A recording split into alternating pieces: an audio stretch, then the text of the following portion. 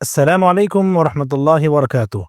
بسم اللہ والصلاة والسلام علی رسول اللہ اما بعد۔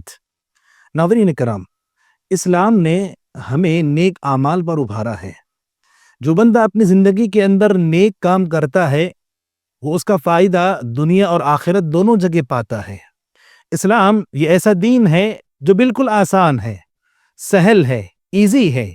اللہ کے نبی علیہ الصلوۃ والسلام نے یہ بات بیان فرمائی ہے کہ ان الدین یسر، دین آسان ہے۔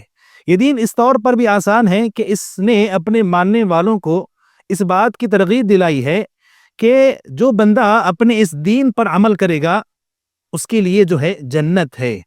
اللہ کے فضل و کرم سے کہ اس اللہ وحدہ لا شریک نے ہمارے لیے بعض ایسے اعمال بتلائے ہیں، بعض ایسے اعمال ہمارے لیے وضع کیے ہیں، بیان فرمائے ہیں، جو اعمال عمل کے اعتبار سے، انجام دینے کے اعتبار سے بہت ہی معمولی ہیں، مگر اس کا ثواب، اس کا بدلہ اللہ نے بہت بڑا رکھا ہے۔ تو آئیے دیکھتے ہیں وہ کون سے اعمال ہیں۔ ناظرین کرام، اسلام نے بہت سے اعمال کی طرف ہماری رہنمائی فرمائی ہے۔ بعض ایسے اعمال ہیں جو بندہ اگر صدق دل سے اس کو ادا کر لیتا ہے تو وہ جہنم سے بچ سکتا ہے، جہنم کی آگ سے بچ سکتا ہے۔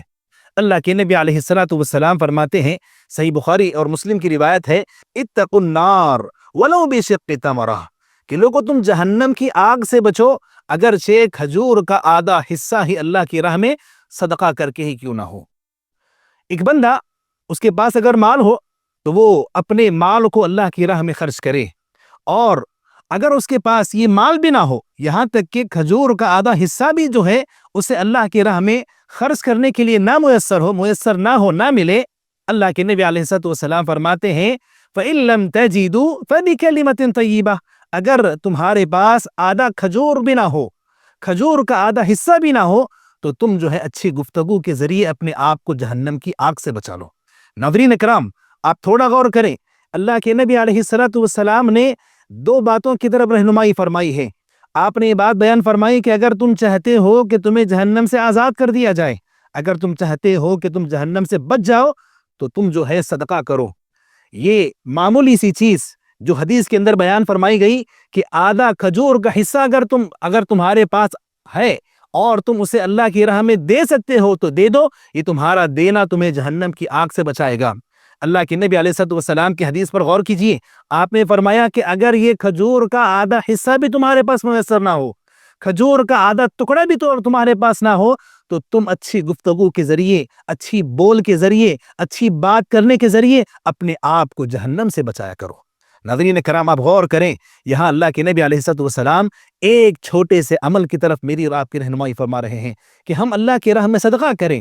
اگر ہمارے پاس پیسہ نہ ہو، ہمارے پاس دینے کے لیے کچھ اور چیز نہ ہو، تو آپ نے یہاں تک یہ بات بیان فرمائی کہ آپ اچھی گفتگو کے ذریعے، اچھی بول کے ذریعے، اچھی بات کے ذریعے اپنے آپ کو تم جہنم سے بچا لیا کرو۔ ناظرین کرام، یہ زبان اللہ کی بڑی عظیم نعمت ہے۔ اگر اس زبان کا میں اور آپ صحیح استعمال کر لیں گے، یقین جان لیں ہمارا جنت میں جانا طے ہو جائے گا۔ یہاں اللہ کے نبی علیہ الصلوۃ والسلام ہمیں اس بات پر ابھار رہے ہیں کہ تم اچھی بولو، اچھی گفتگو کیا کرو، اور جو بندہ اچھی گفتگو کر لیتا ہے اور اپنی زبان سے وہی باتیں نکالتا ہے جو بالکل درست اور صحیح ہے، یقیناً وہ ایسا بندہ ہے جس کا جنت میں جانا طے ہے۔